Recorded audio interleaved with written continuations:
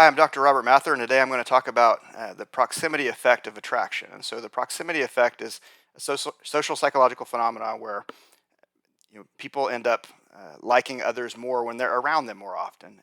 And one of the perceptual components of that is the mere exposure effect, which I talked about in another video.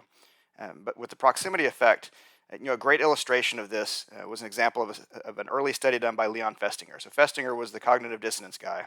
I talk about that in other videos too. But Leon Festinger was a cognitive dissonance guy. Early in the 1950s, he did a study where he looked at an apartment complex and he charted out kind of a network map of who was friends with who. And what he found was that if you live next door to somebody, you're more likely to be friends with them than if somebody lives somewhere else in the apartment complex.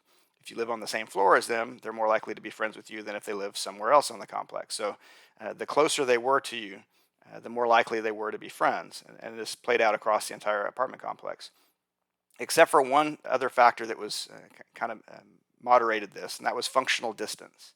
And so functional distance has to do with kind of effectively how far away you were, how much you ran into these people. So if you live next to the mailbox, you had more friends than anybody else really, because you saw people all the time.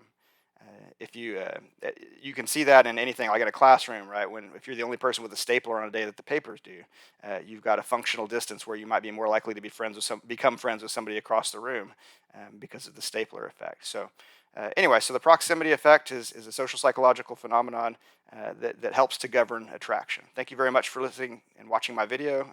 Check out my YouTube channel, and I'll see you next time.